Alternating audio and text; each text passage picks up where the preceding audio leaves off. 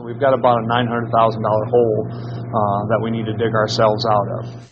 The governor ordered a mandatory 1.5% cut in state spending last month, and now state agencies and schools are deciding what to do. Hiring freezes, travel restrictions, and delays in building projects. Those are some of the ways state agencies and schools are reacting to the governor's call for mandatory across-the-board budget cuts. KCRG-TV9's Dave Fransman is here tonight with details.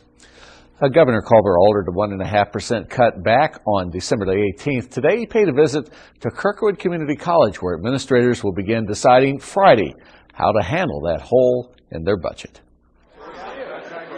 Governor Culver knows mandatory cuts will create problems for all the agencies depending on state funding.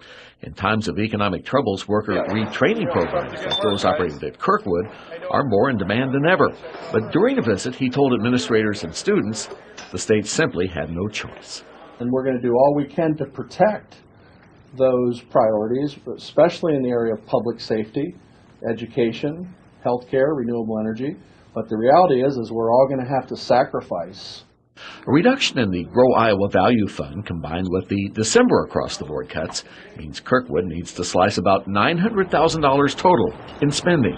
One of the oldest campus buildings, Lynn Hall, was slated for a big renovation project. That and another planned building addition will get pushed back. We will be very specific in areas that we target. We won't do across-the-board cut. I can't expect every department to take the same across-the-board cut. That is not good educational sense. Starcevich says reducing the number of printers and copiers at Kirkwood from 900 to just 300 will save more than $500,000 a year.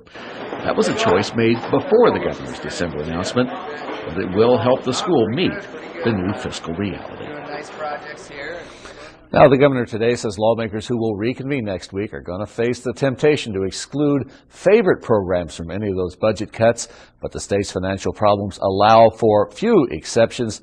The exceptions for new money include disaster assistance like the help for flood victims in eastern Iowa. Bruce. Thanks, Dave. And across-the-board cuts mean Iowa school districts would lose about $32 million in state funding. For the Cedar Rapids district, that means a $1.2 million loss. The district told TV9 that for now it'll be dipping into its cash reserves to finish out the year if necessary, and then it'll decide if it needs any further action for the new fiscal year that begins July 1st. You can find a list of the proposed cuts for each state department and what it also amounts for each school district in the state on our News Links page at KCRG.com.